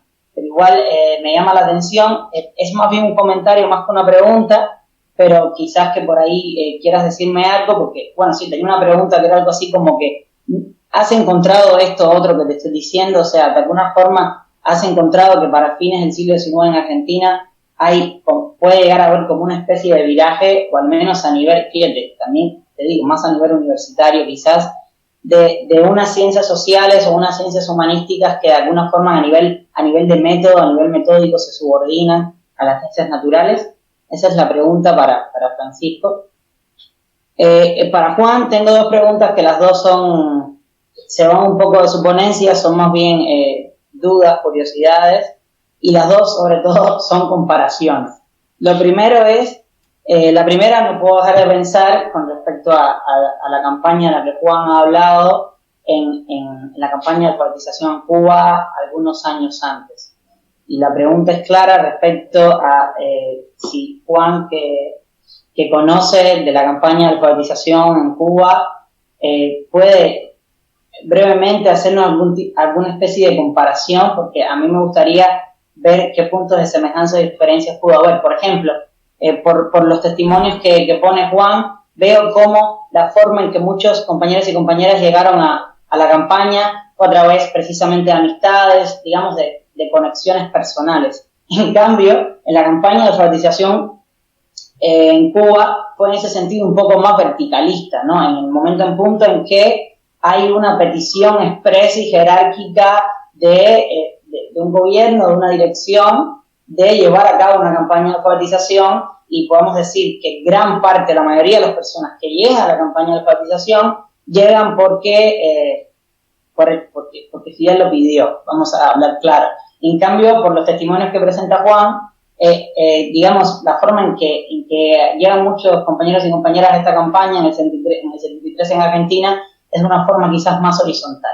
Pero esto es solo un aspecto de comparación, pero que fue el que me abrió la chispa para quizás Juan pueda ahondar más un poco en las diferencias de semejanza que pudo haber con la campaña de alfabetización en Cuba años antes. Lo otro también es una comparación, porque precisamente Juan al final de su ponencia, al final de su presentación, esboza cómo después hubo incluso compañeros o compañeras que sacaron del currículum el haber participado en la campaña por todo lo negativo que pudo llegar a significar, ¿no? Y eso me recordó que hace poco Wendy y yo vimos una película que se llama El soldado argentino solo conocido por Dios, si no me falla la memoria, ese es el nombre, y que es la historia de una persona que fue a las Malvinas y que después ayuda a una muchacha a intentar que el cuerpo de su hermano sea reconocido. O sea, el cuerpo de su hermano falleció en las Malvinas y estaba allá, ¿no? Y me recuerdo cómo esta persona en la película, una cuando huida de las Malvinas, decide no regresar a su casa por la vergüenza, y dos, prácticamente no podía durar en los trabajos porque en cuanto se enteraban de que en efecto él había estado en las Malvinas, pues buscaban de una forma u otra echarlo, ¿no?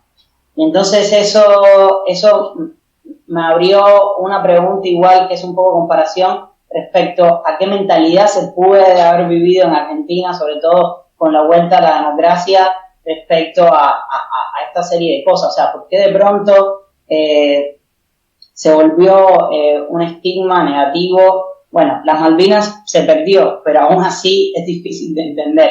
Y más aún con esta campaña con esta campaña, digamos, de alfabetización, de educación popular.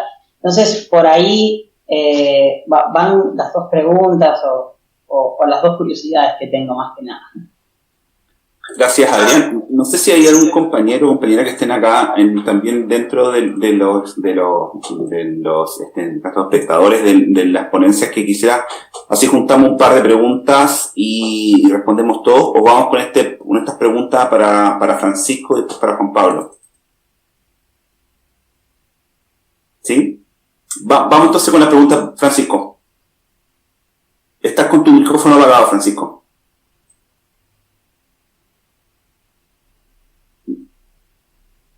Francisco, estás con el micrófono apagado. No se escucha. Sí, ya está, perdón. No, decía contesto, después sigo conectado un ratito por celular, así que cualquier cosa estoy, pero contesto esta y tengo que salir.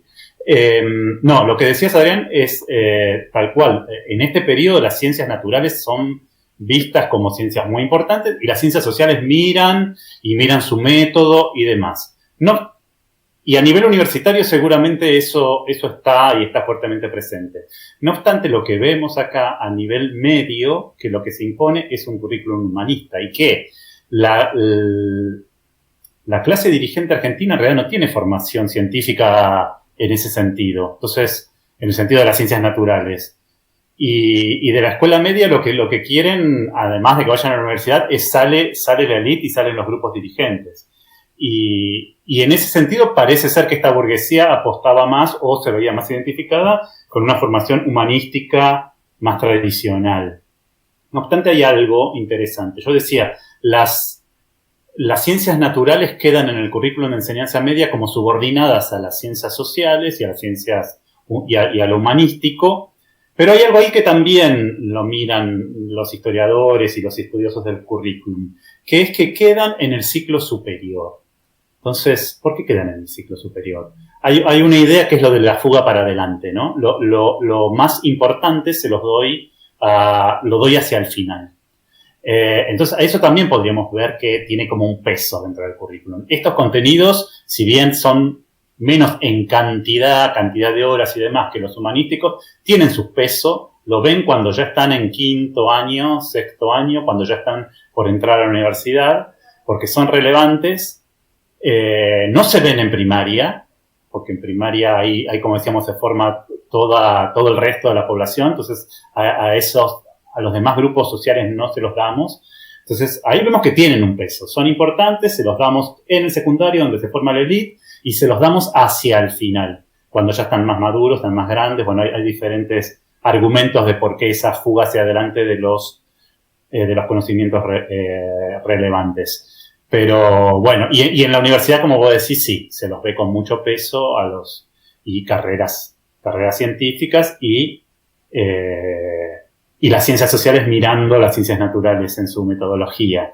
Pero si uno ve el Congreso, si uno ve los organismos políticos, no ve científicos, lo que ve es gente formada en ciencias humanas. Entonces, un poco la escuela media se ve eso. Digo, es para indagar y para seguir pensando, pero eso es lo que te podría más o menos decir en este momento. Gracias, Francisco. Vamos con preguntas para Juan Pablo. La primera pregunta, tus preguntas son muy largas, Adrián, me pierdo un poco, pero entiendo que una apunta a una comparación entre la campaña de alfabetización del 61 en Cuba y la CREAR. Me parece que hay algo que hace muy difícil la comparación, que tiene que ver con, no son solamente escenarios nacionales diferentes, sino procesos políticos diferentes que se están viviendo. Efectivamente, Fidel dijo, alfabeticemos, vamos muchachos a alfabetizar. Pero lo dice también en un contexto en el cual esa campaña de alfabetización era de algún modo la continuidad, o una forma de continuidad de la lucha revolucionaria que se había dado. De algún modo, incluso recuerdo que en el seminario estuvimos leyendo que hay fuentes que repiten esta idea. La continuidad casi hasta natural de la lucha revolucionaria es la campaña de alfabetización.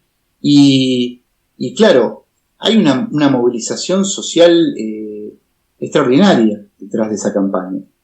En Argentina es más complejo. Primero porque en Argentina no se está viviendo en ese momento un proceso revolucionario y muchísimo menos, algunos análisis dicen, se vivía, era un periodo pre-revolucionario, pero son algunos análisis.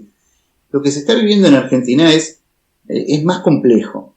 Es el retorno al país de un peronismo que todavía no tiene saldadas todas sus cuestiones. Y es una campaña que va a ser en algún momento, vamos a decirlo así, cascoteada o mellada por las propias diferencias internas del movimiento peronista. Un movimiento peronista que, como decía antes, no tiene definido que su destino histórico es conducir a la Argentina hacia el socialismo, incluso a un socialismo nacional. Porque también la tendencia revolucionaria del peronismo es, un socialismo de características atentas a la historia nacional, para diferenciar de la perspectiva marxista, ¿no? Pero eso es lo que piensa una parte de la militancia peronista. No es un proceso de amplia movilización social la campaña del 73 en Argentina. Es una muy importante experiencia de alfabetización, con un sentido político, novedosa en muchos aspectos para la época, situada históricamente. Pero yo creo que el nivel de movilización y el impacto social de la campaña del 61 en Cuba no tiene punto de comparación con ninguna otra campaña de alfabetización del mundo, me atrevería a decir. Por las características específicas, el escenario histórico en el que se está desarrollando. Creo que está fuera de discusión que si la misma campaña se hubiera intentado hacer en 1971, en 1976, o en los años 80, ni hablar en los años 90, bueno, la respuesta social a esa convocatoria de Fidel que vos mencionabas, Adrián, bueno, hubiese sido otra. Pero en el momento en el que la campaña se lanza en el 61, es verdaderamente, digamos, un proceso de movilización social muy, muy importante, que se da justamente, repito esto, en un escenario de lucha de la revolución por su supervivencia y donde la revolución está buscando su identidad todavía. Esto es algo que hemos charlado bastante. En Argentina es otro escenario. Es el escenario de la recuperación de la democracia y de las preguntas sobre qué va a pasar. Es una discusión no saldada en Argentina esa. Por otra parte, hay algo que le faltó a la campaña de alfabetización en Cuba y que sí estuvo presente en la campaña de alfabetización no solamente de Argentina en el 73, sino la campaña de alfabetización en Chile en los años de la Unidad Popular. Ya era parte de la discusión en cualquier proceso de alfabetización, la reflexión pedagógica de Paulo Freire, que era algo que no estaba presente en el 61, sencillamente porque Freire todavía estaba esbozando sus primeros, y yo me atrevería a decir, los menos freirianos de sus escritos, que tienen que ver con la educación como práctica de la libertad y el tema de la concientización. Eso está por fuera del horizonte que tiene el proceso de alfabetización cubana, por una cuestión de que, bueno, esa reflexión todavía no estaba a mano, ni de los diseñadores de la campaña, ni de quienes le pusieron en el cuerpo, ni de los alfabetizadores.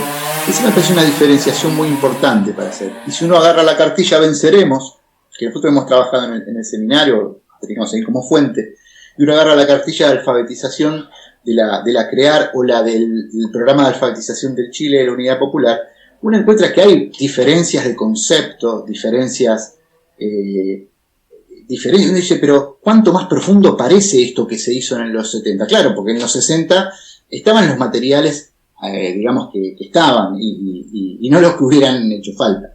Una buena pregunta para hacer a los especialistas en educación en Cuba es, ¿por qué a Freire les costó tanto incorporarlo en la reflexión pedagógica cubana? Pero es una pregunta tal vez para otro momento.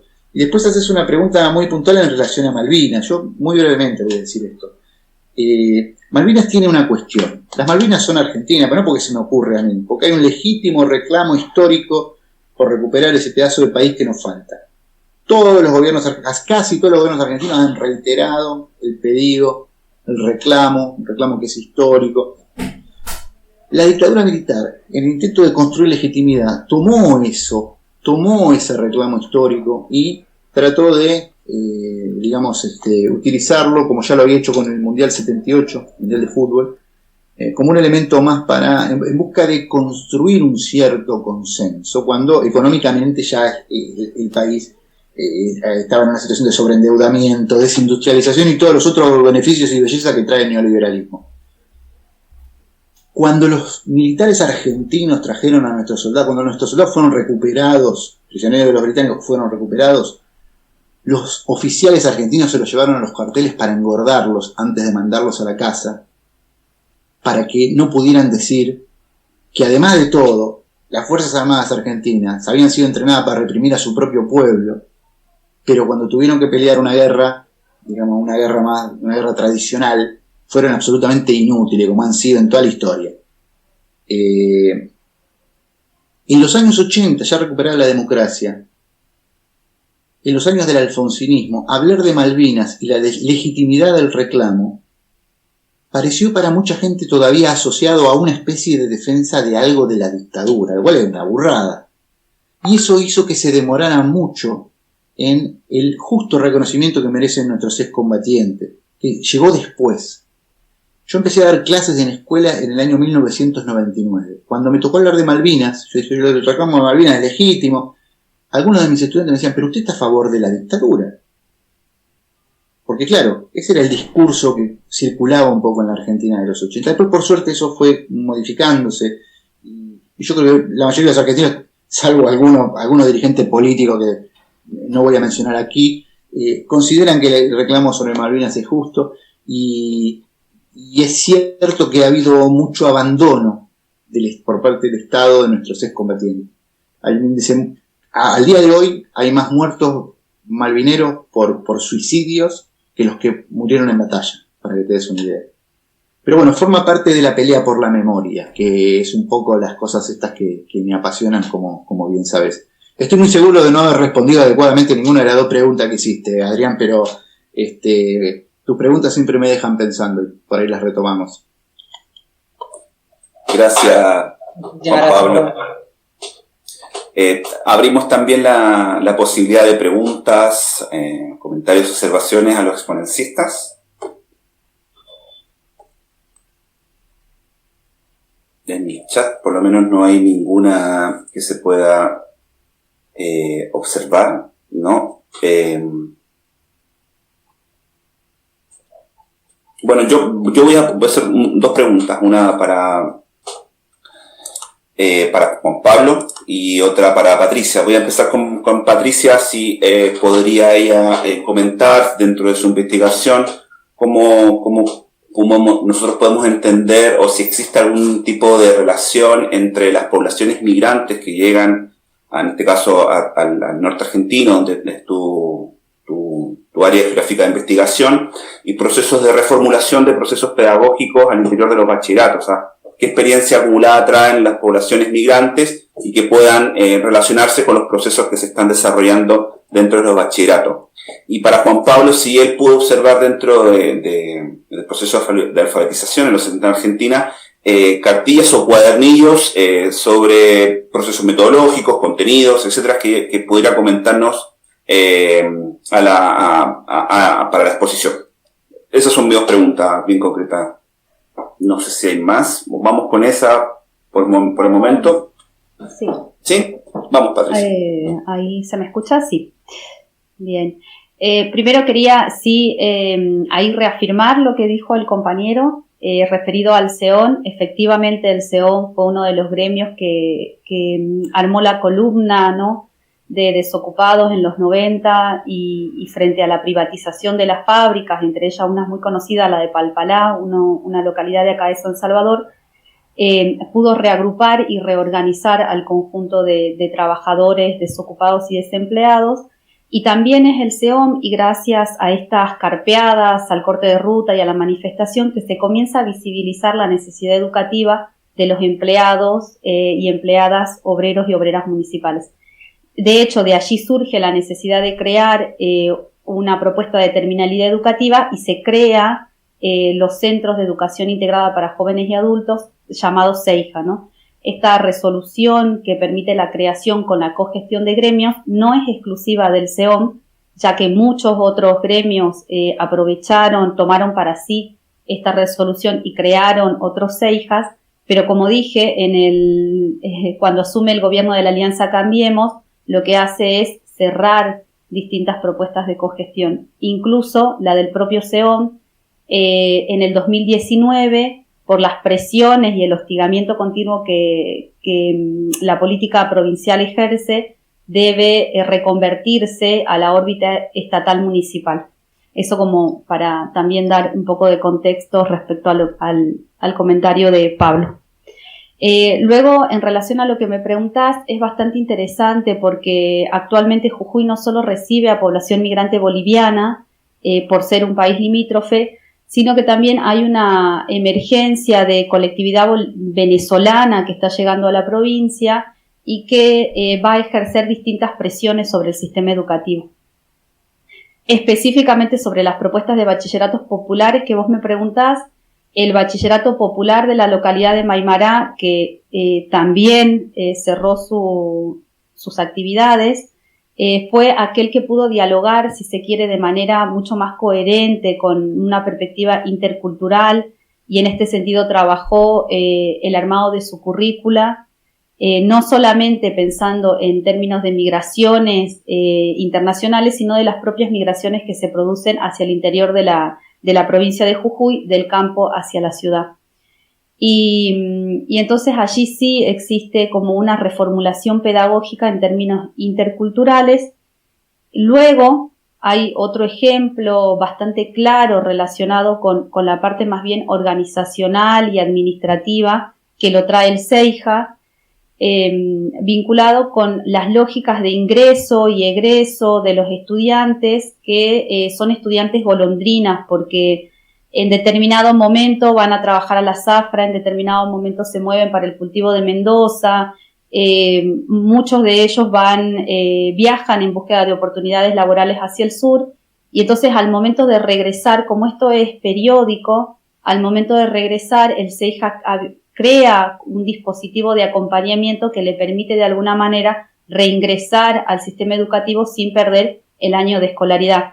Y esto pareciera que es un detalle en términos con el trabajo y los trabajadores es fundamental, y en este sentido que se acompañe pedagógica y organizativamente a la construcción y a la formación de un tipo de trabajador es sustancial. Bueno, entonces esta sería la respuesta en relación a lo que me preguntas. Muchas gracias, Patricia. Juan Pablo. Sí, antes de ir a la respuesta a tu pregunta, Pablo, yo quiero destacar lo que acaba de decir la compañera. La compañera acaba de decir, está haciendo referencia a espacios educativos que salieron de procesos de organización popular por los cuales hubo que dar pelea. Esto tiene una potencia enorme. Digo, para esto, si la militancia fuera algo que de algún modo descalifica, no. Tenemos en Argentina, bueno, pensé los bachilleratos populares, pero también muchas otras, ejemplos de que justamente es la fuerza, la potencia de la militancia la que es capaz de generar incluso hasta sus propias escuelas. Esto es, no sé si estamos dimensionando la importancia de esto. Y algo parecido uno podría decir también sobre la producción de conocimiento. Ustedes habrán notado, y esto es una buena noticia de los últimos tiempos, cómo proliferan los trabajos históricos, digo, pero no solo históricos, perdón, es un vicio profesional, desde una perspectiva feminista. ¿Y esto de dónde sale? ¿Qué sale? ¿Se juntaron dos mujeres en la Universidad de Harvard y dijeron vamos a promover una línea? No, sale de que hay un proceso objetivo de lucha social protagonizado por los colectivos de mujeres, y eso sacude también la necesidad, sacude la sociedad, y también parte de ese sacudimiento que provocan los movimientos sociales lleva a que se piensen, se proyecten nuevas miradas sobre lo que ya se creía conocido. Fíjense si no es importante esto de la vinculación entre militancia y, en este caso, producción de conocimiento, ¿sí? Después, bueno, habrá trabajo mejor hecho, digamos, más incompleto, más flojito de papeles, pero esto es muy significativo. Y en relación a la pregunta concreta que hace Paulo, efectivamente, los materiales de la CREAR fueron desaparecidos, en el sentido de que la documentación desapareció, los alfabetizadores que tenían los cuadernillos de alfabetización se deshicieron de ellos, como hicieron muchísimos argentinos y argentinas en marzo del 76, para no quedar comprometidos en el caso de que hubiera un allanamiento. Pero felizmente por lo menos para mí, porque era mi tema de tesis, y justo, digamos, sale una reedición del cuadernillo de alfabetización como parte del homenaje a los compañeros y compañeras de la CREAR por parte del Ministerio de Educación en el año 2009. Y tuve parte de mi tesis, bueno, no lo abordé en esta exposición por una cuestión de tiempo, parte de mi tesis fue analizar no solamente las palabras generadoras, en términos no solamente de la mirada más técnica, si se quiere, sobre el material, sino una mirada también política, ¿sí? Las palabras generadoras que por supuesto incluían leche, vecino, casa, familia, escuela, sino también sino también la palabra compañero, la palabra delegado, la palabra sindicato, y la última palabra generadora del cuadernillo, que es liberación nacional, que en realidad no es una palabra generadora. Freire se hubiera agarrado la cabeza, pero se entiende que el proceso de alfabetización terminamos problematizando de qué hablamos cuando hablamos de liberación nacional. Y también en el trabajo tuve la oportunidad de analizar las imágenes de la campaña. Y tuve oportunidad de entrevistar a uno de los dos ilustradores que hizo las imágenes. Y una oportunidad verdaderamente extraordinaria, que es estar analizando las imágenes con un tipo que fue uno de los que la dibujó y que me contó qué era lo que querían representar y qué le significa hoy ver esa imagen. Extraordinario. Esos materiales están por suerte, están y fueron una parte muy importante de lo que fue mi trabajo de tesis. Estoy seguro de no haber, digamos, aclarado toda la dimensión de tu pregunta, Pablo. No, Juan Pablo, por lo menos me dejaste conforme en la respuesta. Abrimos también nuevamente la posibilidad de preguntas, opiniones, comentarios sobre las exposiciones que acaban de dar Patricia, Francisco y Juan Pablo. Yo quisiera ahí, mientras llega el conjunto de preguntas, aportar a lo que acaba de decir el compañero, porque cada una de las cosas que dice me resuenan en aspectos concretos que ha realizado la organización, ¿no? En este caso el SEOM y quienes participaron de la lucha organizada del SEOM en la década del 90, en vinculación con una cátedra que es la mal llamada Cátedra de Educación No Formal, donde actualmente trabajo, una compañera, Sabrina Singer, militante en ese momento les comentaba entonces que, claro, ella trabajando en la cátedra, intentando recuperar cartillas de alfabetización, recuerda la experiencia de elaboración de una cartilla de alfabetización que tiene el método de la palabra generadora, pero que sobre todo recupera la historia de un empleado precarizado del SEOM que debe emigrar del campo hacia la ciudad y que una vez en la ciudad pierde su trabajo. Y entonces que va a localizarse luego, digamos, a vivir en uno de los barrios más populosos de acá de la provincia, que es el barrio Alto Comedero, donde vinieron de alguna manera a reubicar a quienes habían sido desempleados de las fábricas. Entonces esta cartilla de alfabetización se había realizado con empleados municipales, con ayuda de esta cátedra de educación no formal, y es propósito de la cátedra poder de alguna manera recuperarla como archivo y poder compartirla. Pero digo, en esto de que hay cierta perspectiva de educación y formación que va vinculada a la preocupación de alfabetización, creo que es tan histórica como revolucionaria y demás, ¿no? Yo comparto con el compañero la admiración de que se sigue resistiendo, de que se sigue luchando y de que por muchos lugares existen organizaciones que entienden a lo educativo como algo fundamental para los procesos organizativos. Así que bueno, aportar ahí a eso mientras llegan algunas otras preguntas o comentarios. Gracias, Patricia. Sí, también pueden hacerse preguntas entre los propios ponetistas. No, ahí no hay ningún tipo de límite o restricción. También invito acá a los estudiantes, si están presentes del seminario de Chile, a perder el miedo y preguntarle a Juan Pablo lo que sea, ¿no? Lo que sea con respecto a estos temas que estamos abordando, obvio. Mientras los compañeros y compañeras formulan sus preguntas, yo quiero saludar a un amigo de la vida, que es Jorge Núñez, compañero de la carrera de Historia allá en los lejanos años 90, y un gran amigo que aprecio y siempre es un gusto las veces que nos ha acompañado. Y nos estamos debiendo un café, Jorge. Yo quería decir que no habíamos tenido bloopers en este encuentro, ¿eh? No habíamos tenido, y Juan ya no, claro, hacía falta uno, ¿no? Solo digo. Dani ya tiene trabajo en la edición, es lo único que quería decir. Pablo, yo creo que sí, ya está, que si nadie tiene más nada que decir.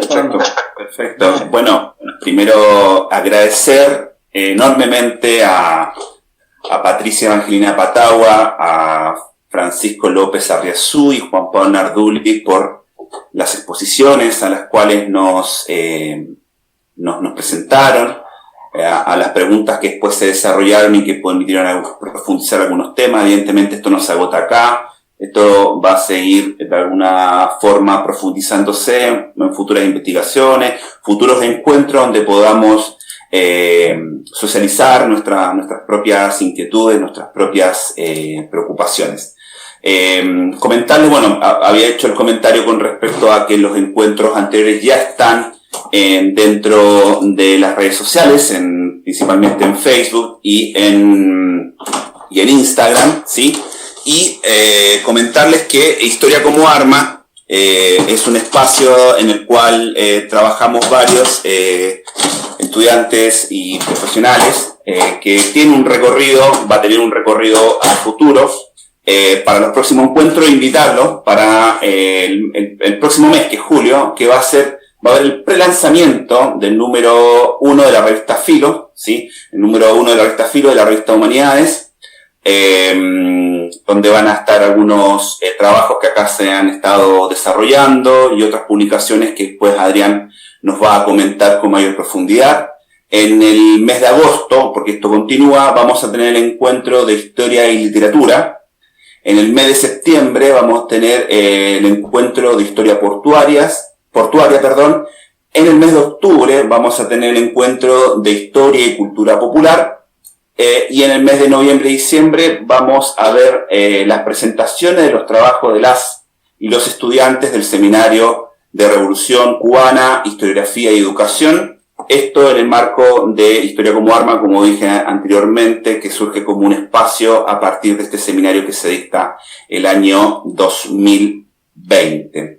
Y para finalizar, invitar, en este caso, extender la invitación a Patricia a unirse al grupo de WhatsApp donde estamos constantemente entregando información, haciendo comentarios, subiendo memes y GIF, pero en lo principal, para generar estas instancias que por lo menos para mí son muy enriquecedoras y me permite también conectarme con compañeros que están en Argentina, en Cuba. Yo actualmente estoy en el sur de Chile. Dicho esto, si se me queda algo en el tintero, si se me queda algo que no haya dicho para finalizar este encuentro, le damos las gracias y nos encontramos el próximo mes.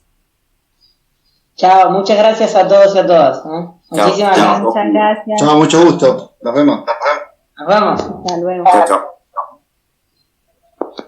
Eso no.